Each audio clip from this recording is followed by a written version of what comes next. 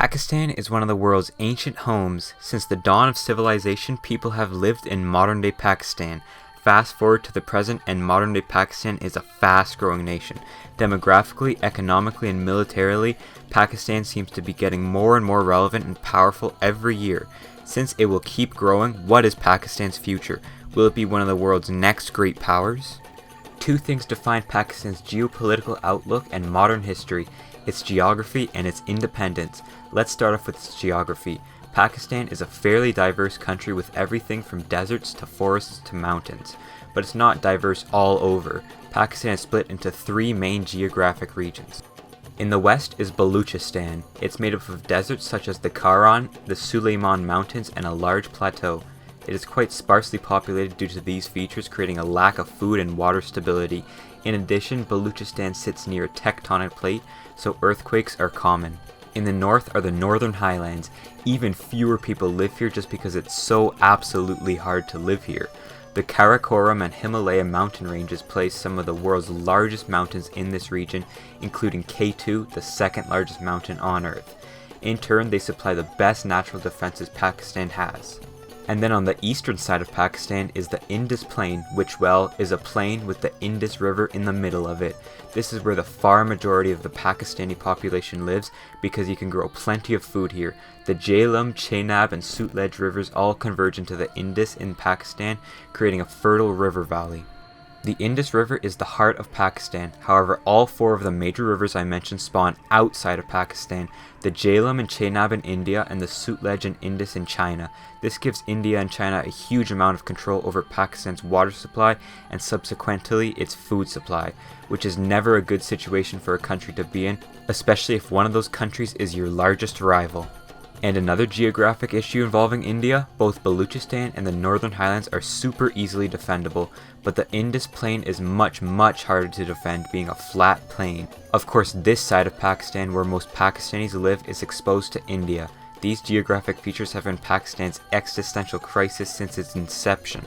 But what exactly was its inception? I mean, the Pakistani identity was never a thing until the 1940s. Long story short, an Afghan-based empire, the Mughal Empire, conquered and controlled essentially all of India. You might know them for their Indo-Persian architecture. But through loss of revenues and loss of authority in the highly diverse region, the Mughals were in decline. At the same time, the British East India Company was using the power vacuum of the lack of authority and political alliances to gain influence in the region to grow spices and tea. Influence turned into outright conquering all of South Asia, which was totally peaceful, and no Indian rebelled. From around the 1820s to 1940s, the British owned one of the most diverse regions on Earth under the British Raj, but religious tensions between Hindus and Muslims were not insignificant in the Raj. It was clear the Muslims did not wish to be part of India. The Pakistani Muslim League rose in popularity during the 1930s for fear of underrepresentation of Muslims in Indian politics. In 1946, the PML won 90% of the seats, which were reserved for Muslims, essentially becoming a symbolic vote for the creation of a Muslim Pakistan. The British were reluctant and even tried to stop the partition, but in the end, the partition of India was to go ahead. At the same time, the British government announced the end of British rule in India. Pakistan was created on August 14, 1947, split into East and West, but the new Pakistan did not enter into glamour. The partition was ugly, causing around 11 million Hindus and Muslims to cross into their new respective countries. Hundreds of thousands died, possibly millions. Tens of thousands of both Hindu and Muslim women were abducted, and a really messy partition in Jammu and Kashmir caused an Indo-Pakistani war 2 months after independence. I won't get into specific policies, but from there, Pakistan was bouncing between more authoritarian military rule and something closer to democracy, Islamism and relative secularism, and the social demographic Pakistan People's Party with the more conservative Pakistani Muslim League, which switched basically every time the economy stalled. Pakistan is the only country on earth to be made solely out of religion. Islam is quite important in Pakistan, so it's a great unifier, but unlike other former colonies, the borders of Pakistan actually make somewhat sense, defined by mountains, desert, and rivers, but the borders were still not made up by the natives of the region, so it's still a little messy. They were drawn by the British on a religious divide. This means a mix of various different ethnic groups and cultures. The Punjabis are the plurality with 45% of the nation's population, then Pashtuns, Sindhis, and Saraikis each make up around 10 to 15% of the population, with tons of other groups. Language varies with ethnic groups as well. Even though Urdu and English are the official languages, Punjabi, Pashto, Sindhi, and Saraiki make up most of the population's first languages. Urdu is the lingua franca of Pakistan, with 75% of Pakistanis being able to understand it, and English is used in business and government. What really unites Pakistanis is Islam, with 97% of the population being Muslim, although a very small Hindu and Christian minority exists. The population is growing very, very fast. Pakistan has a huge young population, with the median Pakistani 23.4 years old. Yes, a young population is usually a good sign for economic power in the future, but at the rate Pakistan is growing, it will likely cause more harm than good. Unrest and violence happens when a region's population grows way too quickly. At independence in 1947, the population of Pakistan was about 33 million people. Nowadays that number is 210 million, increasing over 6 times in about 75 years, and the Pakistani population is expected to grow to around 400 million in about 60 years. That will be one of the major issues Pakistan faces in the future, dealing with unrest, increasing food demands, and finding enough living space and jobs for the increasing population.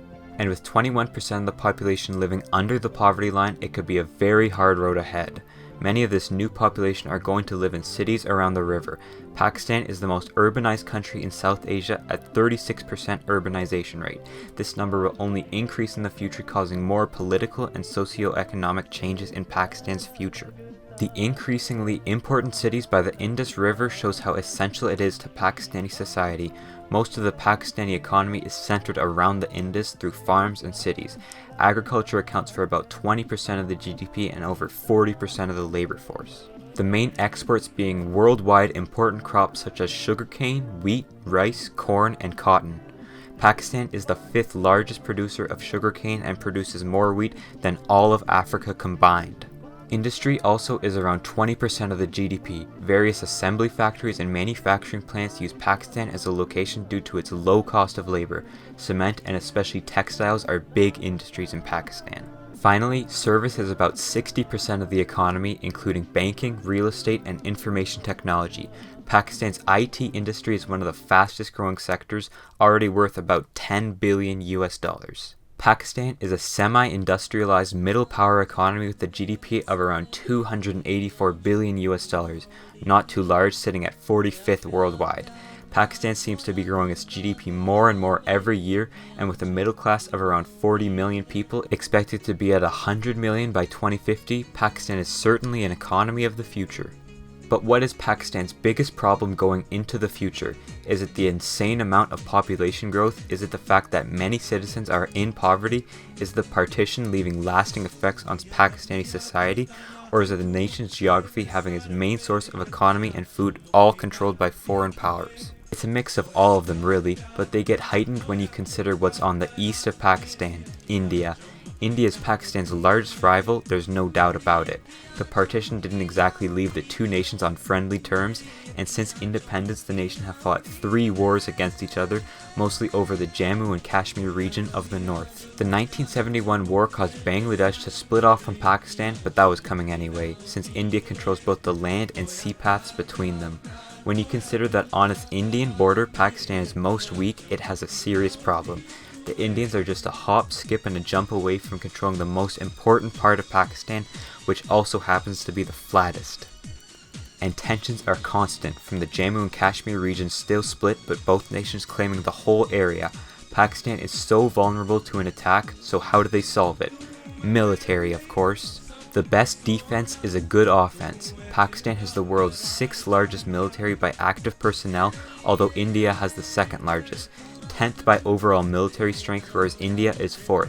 But to be fair, India has over 1 billion more people than Pakistan. What they do have is the secret weapon to keep India away. Nuclear weapons, baby! Pakistan developed nuclear weapons in response to nuclear tests by India. If India ever tries to invade, it's mutually assured destruction. In addition to its own military, Pakistan has close militaristic and political ties with Turkey, the US, Iran, and especially China. I mean, China controls Pakistan's most important river, why not try to get on their good side? In addition, China is a rival to India. Ever since the Sino-Indian War, Pakistan has been on good relations with the Chinese. It pays off. In the Jammu and Kashmir conflict, Pakistan now has an important ally who also claims part of the region. China is Pakistan's largest trading partner, and as part of the Belt and Road Initiative, China has given Pakistan the deepest deep-water port in the world at Gwadar. They have a free trade agreement between their countries, and most of Pakistan's industrial products end up in China, making both nations much richer. Pakistan is a country of the future. It has a fast-growing economy and population which will create huge amounts of wealth once they reach middle age, but that population is split into many different ethnic groups and languages, only united by what created Pakistan in the first place: Islam. It's a unique country since it's the only nation created for the purpose of religion, wanting to split off from the rest of the British Raj. The partitioning of India created huge amounts of violence and tension that still have great effects on Pakistani society to this day. It's that other part of India that Pakistan is scared of, fearing an attack, creating a large military to defend itself. They're right to be scared, because outside of deserts and mountains, essentially all of Pakistan and its whole livelihood sits on the river plain right next to India, and the rivers don't spawn in Pakistan. It's very likely that in the future Pakistan will be a high-income nation due to the high population, but that growing population and urbanization will undoubtedly cause civil unrest.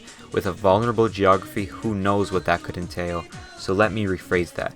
Pakistan is a country of the future, just not one of the present.